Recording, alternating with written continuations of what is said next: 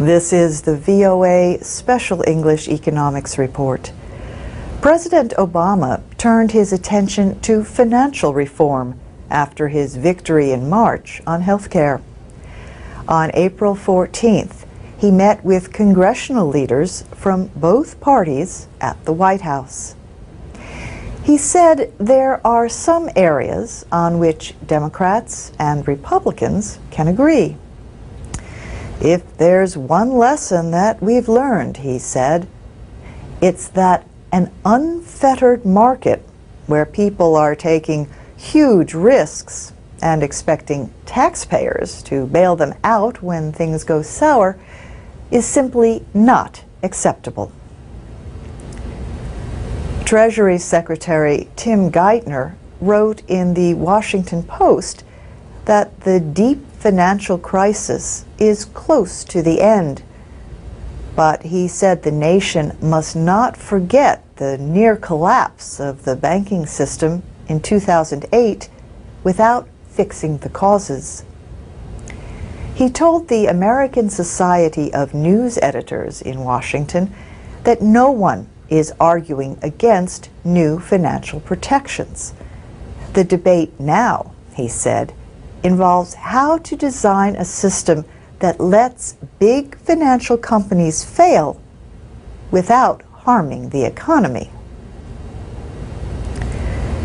In December, the House of Representatives passed the Wall Street Reform and Consumer Protection Act. That bill would create a new Consumer Financial Protection Agency. It would also increase investor protections and let shareholders vote on the pay of top company officials. And it would create a group to identify and regulate companies that are so big their failure could threaten the economy. Republicans opposed the bill. That was also true in March, when the Senate Banking Committee approved its own version.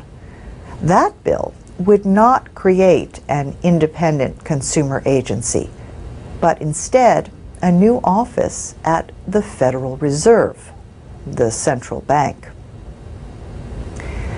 Senate Minority Leader Mitch McConnell of Kentucky said the bill would make future bailouts more likely, not less likely.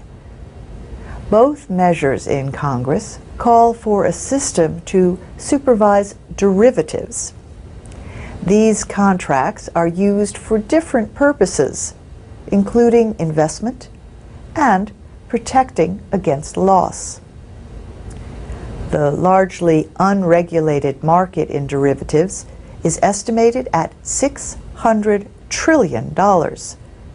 Government rescues of banks considered too big to fail angered the public and helped fuel a conservative movement.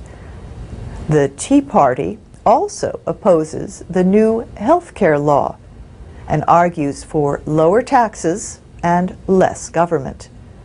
On April 15th, they protested to mark Tax Day, when Americans have to pay any federal taxes they owe. And that's the VOA Special English Economics Report.